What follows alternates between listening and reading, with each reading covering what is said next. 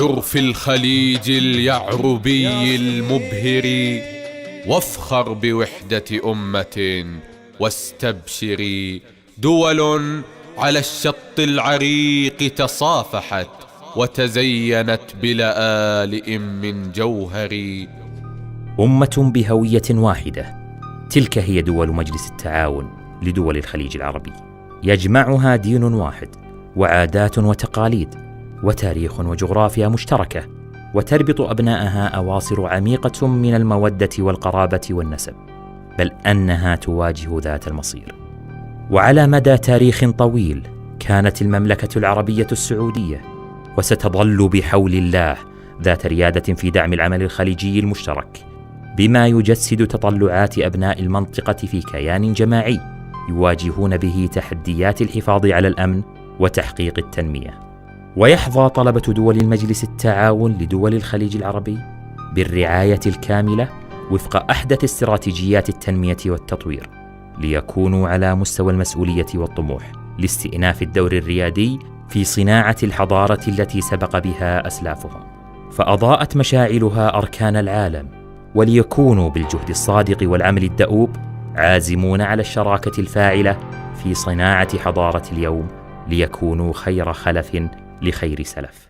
التعليم عندنا في تطور كامل، وهناك الآن تذكرون في الماضي كان يجي مع خطاب يروح يدور مطوع إمام مسجد عشان يقرأ خطابه. الآن الحمد لله ما عندنا واحد أو واحدة إلا تقرأ وتكتب وتتعلم. الجامعات كما تشوفون الحمد لله بكل مكان، بكل منطقة جامعة جامعتين أو ثلاث.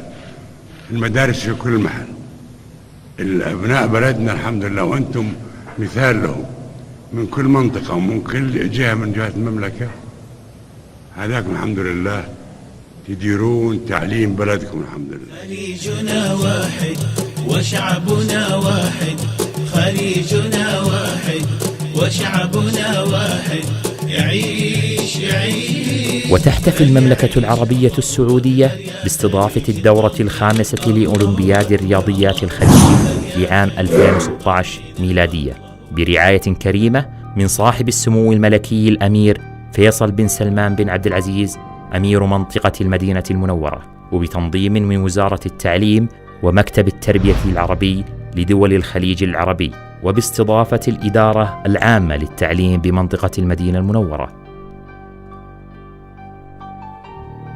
تحتضن المدينة النبوية على ساكنها أفضل الصلاة وأزكى السلام هذا اللقاء المتجدد بين الأشقاء، الذي يجوب دول الخليج بلغة العقل والمنطق وصفاء القلب والروح، ليضيف شرف المكان إلى المناسبة ألقا آخر يستعيد فيه المشاركون ذكرى عطرة لحضارة إسلامية خالدة انطلقت من عاصمة الإسلام الأولى لتضيء بنورها أرجاء العالم.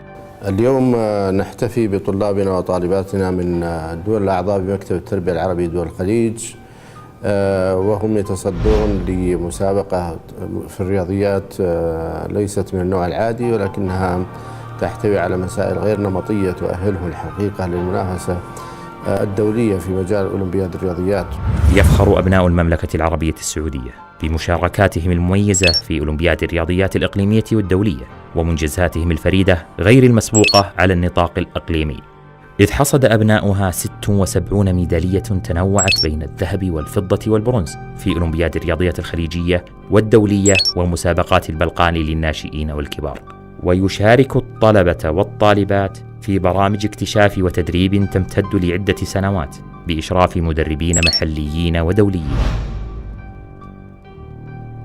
الأولمبياد عبارة عن واحة واسعة من العلوم والمعرفة والتنافس الشريف. الرياضيات تمثل جزء مني وهي المستقبل بنظري. الأولمبياد رحلة جميلة مليئة بالصعاب يمكن كسرها بعصا الإرادة. رحلة الأولمبياد رحلة لا تضاهى بثمن. إذا كانت العلوم مبنى فالرياضيات حتكون أساسا. ترحب بكم بلاد الحرمين الشريفين بحجم الحب الذي تكنه لكم. ندعم أبناءنا الطلاب والطالبات في شتى المجالات، ومستقبلنا نرسمه اليوم لنعيشه غدا.